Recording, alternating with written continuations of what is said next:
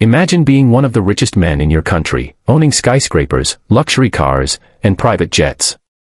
You think you've seen everything, until one morning, you watch two little children digging through garbage bins for food.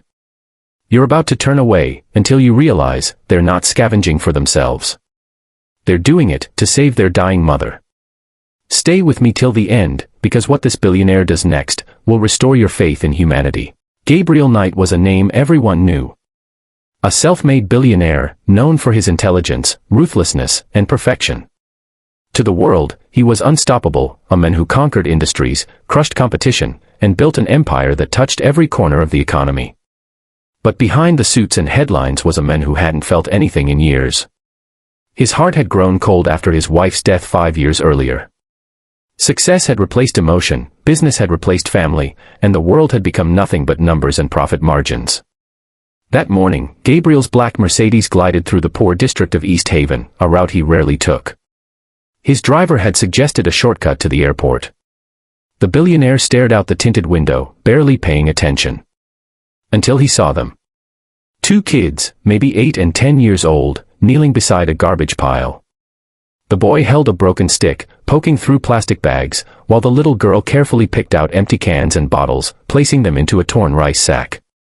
Their faces were dirty, their clothes worn, but their movements, patient and purposeful. "Sir, should we drive on?" his driver asked softly. But Gabriel didn't answer. Something about those children stopped him. He rolled down the window and watched as the girl, her hair tied in a messy ponytail, smiled faintly when her brother found another bottle. "Good job, Noah," she said brightly, her voice full of warmth despite the grime and dust. That voice pierced through the billionaire's chest like lightning. He stepped out of the car, ignoring the shocked stares of bystanders. The boy froze, clutching the sack protectively. "We're not stealing, sir," he said quickly, fear flashing in his eyes. "We just need to sell these for food." Gabriel's throat tightened. "Where are your parents?" he asked gently. The girl looked up, tears threatening to spill. "Mama's sick. She can't move anymore. We just want to buy her medicine." The words hit him like a punch. He felt the air leave his lungs. He followed them down a narrow alley, past rusted tin roofs and cracked walls, until they reached a small, crumbling room. There, on a thin mattress, lay a pale woman, eyes sunken, breathing weakly. Empty pill bottles littered the floor. "Mama," the little girl whispered, "we got enough for your medicine today." The woman smiled faintly when she saw Gabriel standing there. "I'm sorry, sir," she said softly. "They shouldn't trouble you. They just don't want me to die." Gabriel couldn't speak. For the first time in years, tears welled in his eyes. The smell of poverty, the frailty of love, the purity of those children, it all hit him like a storm he couldn't control. He sat beside the woman, took out his checkbook, and wrote an amount that made the kid's eyes widen in disbelief. "You'll never have to collect trash again," he said quietly. But as he handed the check over, the woman gently pushed it back. "Money won't save them," she whispered weakly. "They need kindness. Hope. Someone to care."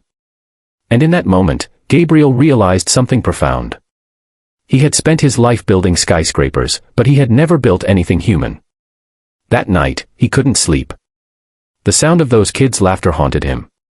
For the first time in years, Gabriel Knight felt something inside his chest begin to crack open. The next morning, Gabriel made a decision that stunned his entire company. He canceled meetings, halted his overseas trip, and returned to East Haven. His staff thought he was losing his mind. But Gabriel wasn't chasing deals anymore, he was chasing redemption. He found the children again, sitting by the same garbage pile. This time, when they saw him, their faces lit up in surprise. "You came back," Noah exclaimed. Gabriel smiled, something he hadn't done in years. "I made a promise," he said. "And I don't break promises." He took the kids and their mother to the city's best hospital.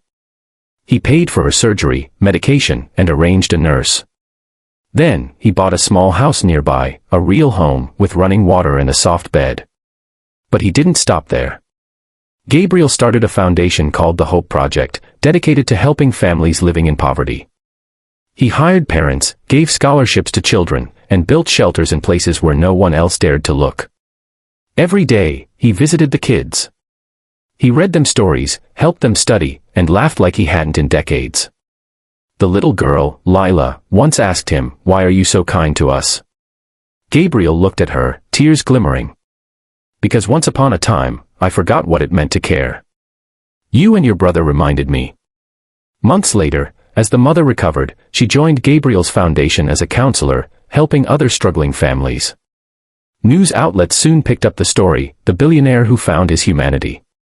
But Gabriel didn't care about the fame. He cared about the 2 children who changed his life. One evening, as the sun set over East Haven, he sat with Lila and Noah on a park bench. The city lights shimmered in the distance. "Mr. Gabriel," Noah said shyly, "you're like the dad we never had." Tears filled Gabriel's eyes again. He reached over and hugged them both tightly. "And you too," he whispered, "are the family I never knew I needed." For the first time in years, Gabriel Knight, one of the richest men alive, felt something no money could buy. Peace.